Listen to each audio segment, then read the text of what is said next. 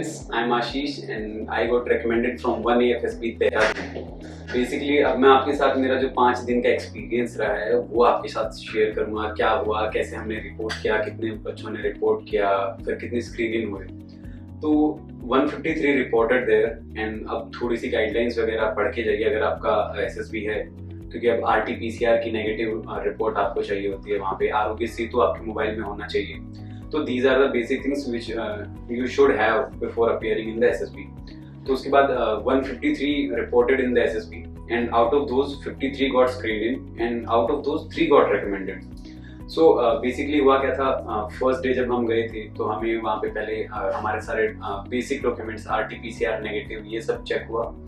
Then हमें एक hanger type में ले जाया गया। देन वहाँ पे OIR मिला हमें। 40 क्वेश्चंस के 2 सेट मिलते हैं। नॉर्मल टाइम थोड़ा कम होता है तो आप बस थोड़ी सी स्पीड अपनी बढ़ानी होती है, टाइम इनफ होता है, कोई दिक्कत नहीं। तो वो 40 क्वेश्चंस के 2 सेट थे, वो करने थे।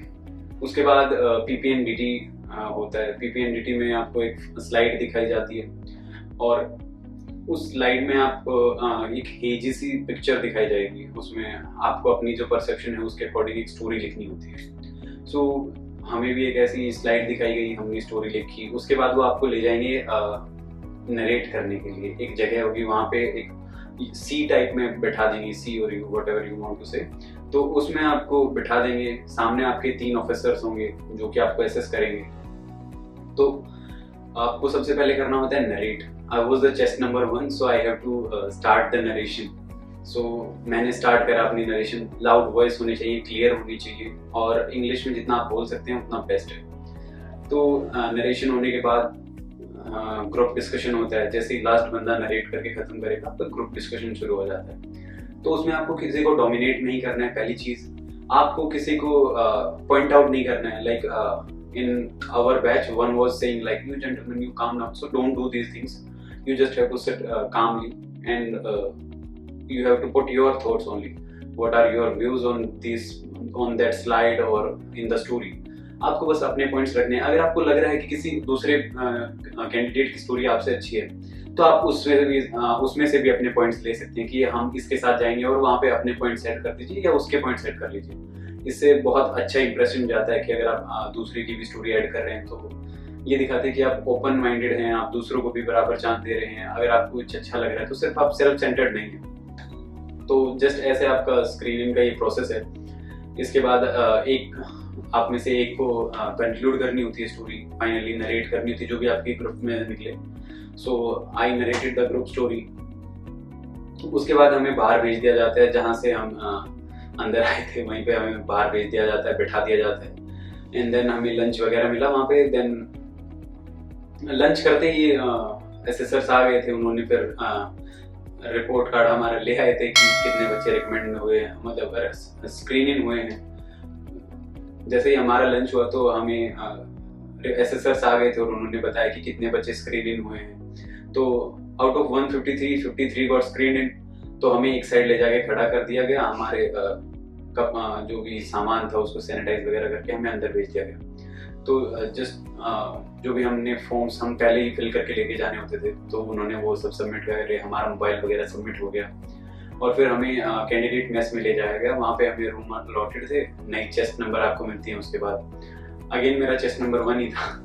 तो वो वहाँ पे मेस में ले जाते हैं, आपको पूरा दिन कुछ नहीं करवाते।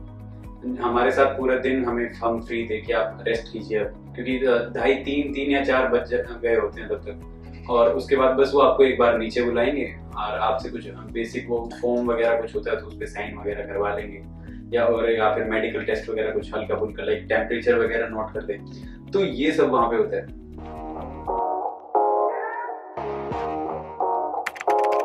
अगर आपने सेंचुरियन डिफेंस एकेडमी के YouTube चैनल को सब्सक्राइब नहीं किया है तो अभी सब्सक्राइब करें और बेल आइकन दबाएं ताकि लेटेस्ट नोटिफिकेशंस आपके पास में सबसे पहले पहुंचे।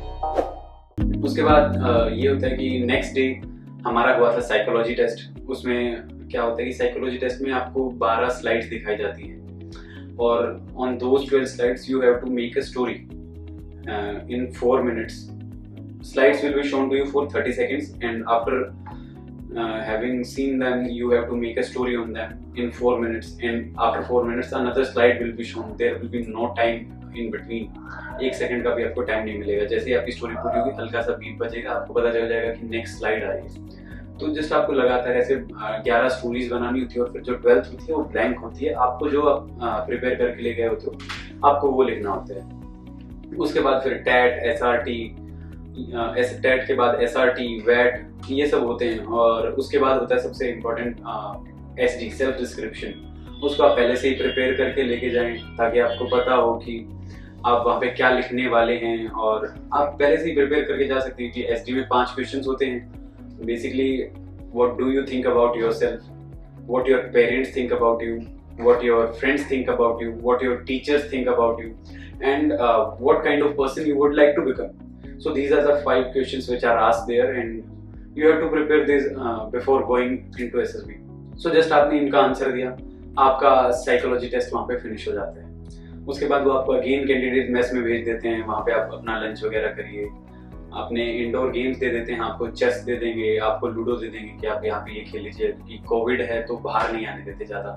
हमेशा आपको फेस शील्ड लगा के रखना है, हमेशा अपना मास्क रखना है, हमेशा अपने पास पानी की बोतल होनी चाहिए, एक सैनिटाइजर आपके पास होना चाहिए. So these are the basic things which you need to carry with you. तो उससे नेक्स्ट डे जो होता है GTO में अलग अलग टेस्ट होते हैं. तो सबसे पहले होता है PGT, प्रोग्रेसिव ग्रुप टास्क. उसमें आपको GTO पहले पूरा ब्रीफ करेगा, सब चीज़ों के बारे में बताएगा, आपके जो हेल्पिंग मटेरियल हैं, जो आपको लोड लेके जाना है, तो आपको पूरा बताएगा.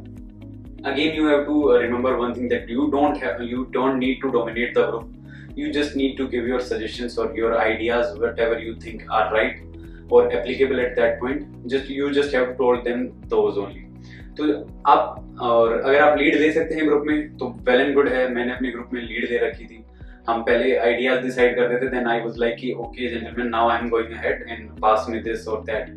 तो बट पूरे ग्रुप की पूरा ग्रुप आपका एग्री होना चाहिए इसके लिए. आप तब करेंगे तो उससे आपकी टीम स्पिरिट का पता चलता है. और हमेशा अपने ग्रुप को मोटिवेटेड रखना है, क्योंकि बहुत बार ऐसा होता है कि कोई ऑब्स्टेकल आपसे क्लियर नहीं हो रहा है. आपने 3 या 4 अटेम्प्ट कर लिए, क्लियर नहीं हो रहा है, बच्चे डिमोटिवेट हो जाते हैं. तब you have to show your leadership skills. आपको बोलना होता है कि अरे कोई नहीं यार, we are going to do this, we are going to do that, don't worry, just have faith, just keep calm. Like जो भी आपके वर्ड्स एट अ टाइम आपके दिमाग में आए, आपको बोलने हैं. और जस्ट आपको फिर ये करना है. PGT के बाद HGT होता है, उसके बाद GD होता है. सबसे पहले PGT से भी पहले ग्रुप डिस्कशन होता है. सबसे पहले जो GTO लेता है वो आपका ग्रुप डिस्कशन होता है. उसमें आपको टॉपिक दिए जाते हैं, 2 टॉपिक दिए जाएंगे, उनमें से आपको एक चूज करना होगा. तो जो आपको बेस्ट लगे ग्रुप को, आप वो चूज कर लीजिए. उसके बाद एक टॉपिक होगा जो GTO आपको देगा, और उसको आपके ऊपर उसको आपने डिस्कस करना है. सो ये सब होता है. उसके बाद ये सब टास्क हुए, और उसके बाद आता है लेक्चरेट. लेक्चरेट में आपको 4 टॉपिक्स दिए जाते हैं. उनमें से आपको जो बेस्ट लगता है आपको वो चूज करना है, और उसके ऊपर आपको 3 मिनट तक बोलना है. तो ये होता है जो लेक्चरेट है. तो 4 टॉपिक्स में से आपको डेफिनेटली एक ना एक तो आता ही होगा. तो उसके बाद होता है इंडिविजुअल ऑब्स्टेकल. तो इंडिविजुअल ऑब्स्टेकल में भी आपको लाइक 10 ऑब्स्टेकल्स होते हैं which you have to cross in 3 minutes. तो उसमें आप वो चूज कीजिए जो आपको लग रहा है कि आप कर लोगे. जो हार्ड होती हैं, आपको ये लग रहा है कि पॉइंट्स ज्यादा है पर कर पाऊंगा नहीं कर पाऊंगा, मत जाइए उसके लिए. जो आपको ये लग रहा है कि इसको मैं डेफिनेटली कर लूंगा, उसके लिए आप पहले अप्रोच कीजिए, जाइए, अपना बेस्ट दीजिए, गिव अप मत कीजिए. कहीं भी आपको लग रहा है कि अरे कूद सकता हूँ, तो अगेन एक चांस ले लीजिए, कूद जाइए. अगर नहीं हो रहा तो जबरदस्ती लगे भी नहीं रहना है कि आपसे नहीं हो रहा, तो आप लगे ही रहो, आप मूव कर जाइए. इसके बाद बेसिकली यही सब. फिर फाइनल ग्रुप टास्क होता है, कमांड टास्क होता है. कमांड टास्क पहले होता है. तो कमांड टास्क में आपको कमांडर बनाया जाता है. आपको GTO बुलाएंगे, आपसे शायद एक आधे क्वेश्चंस पूछ सकते हैं आपकी स्टडी के बारे में. उसके बाद आपको 2 हेल्पर्स मिलते हैं, और आपको उनको गाइड करना होता है. एक ऑब्स्टेकल होता है, आपको उसको क्लियर करना होता है. तो जस्ट सेम ही होता है. PGT HGT एक जैसे से ही होते हैं. तो इसमें बस आपको अपने आइडियाज देने होते हैं, और जो भी ऑब्स्टेकल है उसको क्रॉस करना होता है. सो आफ्टर दैट FGT होता है, फाइनल ग्रुप टास्क. उसमें आपको पूरे ग्रुप को एक बार फिर से एक टास्क दिया जाता है, उसको एक ऑब्स्टेकल होती है, उसको क्लियर करना होता है. तो ये सब हो जाता है. तो बस GTO में यही सब होता है. उसके बाद फिर आपको वापस भेज दिया जाएगा. अगेन आप मेस में जाएंगे, खाना वाना खाएंगे, सोएंगे, जो भी आपको करना है. सो नेक्स्ट डे होता है इंटरव्यू, जिसको लेके बच्चे सबसे ज्यादा डरते हैं. और सबसे ज़्यादा परेशान रहते हैं जिसको सोच के। तो परेशान होने वाली बात नहीं है, बहुत आपको पहले काम करेंगे, आपसे हंस के बात करेंगे। मेरे से तो बड़े अच्छे, मेरा इंटरव्यू का जो एक्सपीरियंस रहा है मेरा बहुत अच्छा रहा है, क्योंकि जो मेरे सिस्टर्स थे उन्होंने मेरे को बहुत अच्छे से ट्रीट किया, बहुत अच्छे से लाइक हंस हंस के मेरे से बात की, जो भी पॉइंट्स पूछे। 3 रैपिड फायर हुए, उसमें अराउंड 10, 15, 20 ऐसे क्वेश्चंस उन्होंने लगातार मेरे से पूछे। तो आप बस काम रखिए अपने माइंड को, पेशेंटली उनको सुनिए और फिर अपना आंसर दीजिए, और जिस सीक्वेंस में आपसे पूछा आप उसी सीक्वेंस में आंसर दीजिए। उसके बाद आईओ आपको पूरा SRTs दे सकता है। आपको अगर उनको कोई डाउट है तो आपको क्रॉस क्वेश्चन करेंगे। हमेशा आंसर क्लोज एंडेड रखिए।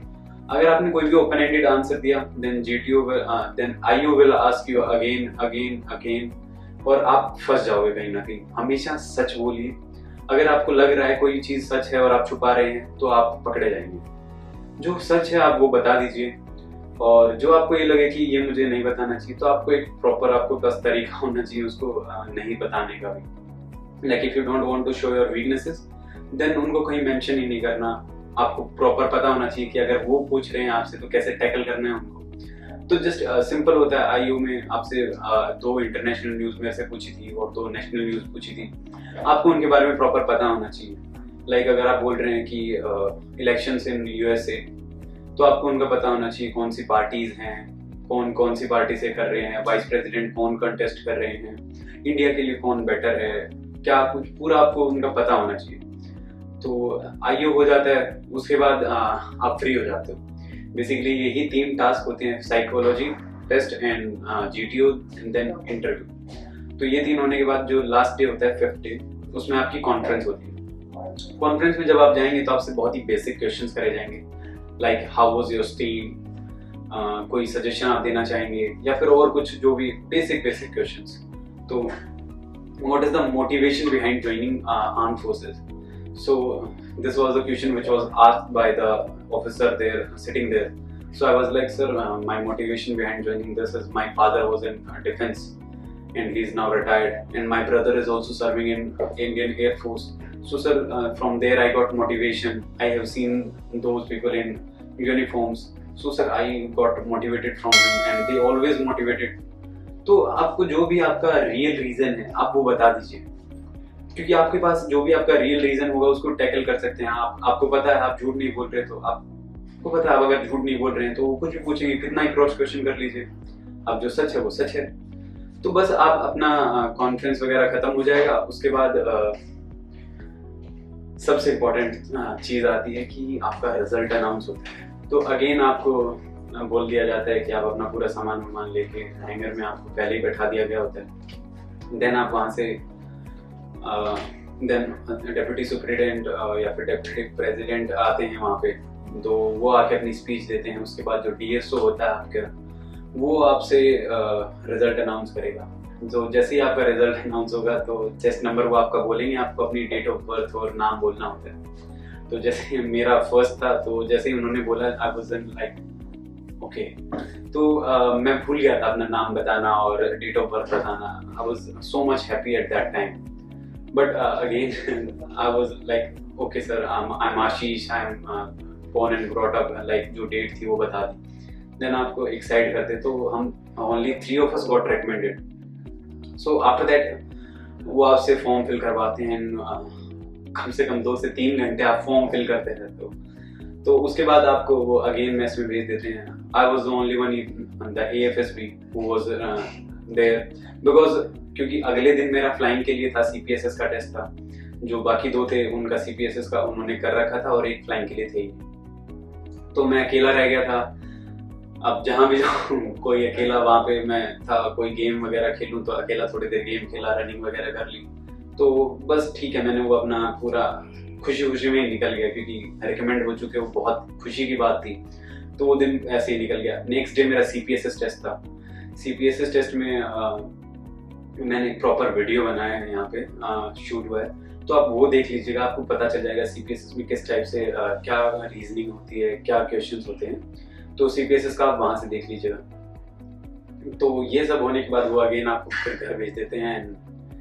आपको रिकमेंडेशन लेटर देते हैं, आपका मेडिकल जहाँ होना है आपको मेडिकेशन की सर्टिफिकेट देते हैं कि आपको यहाँ पे अपना जाके मेडिकल कराना है, और जो भी आपके डॉक्यूमेंट्स होते हैं वो वेरीफाई कर दिए जाते हैं, और इस तरह से आपका पूरा एसएसबी का जो प्रोसेस है वो फिनिश हो जाता है, और फिर बस आप खुशी खुशी अपने घर आ जाते हैं। So thank you so much, this was my experience in the 1 year FSB Dehradun.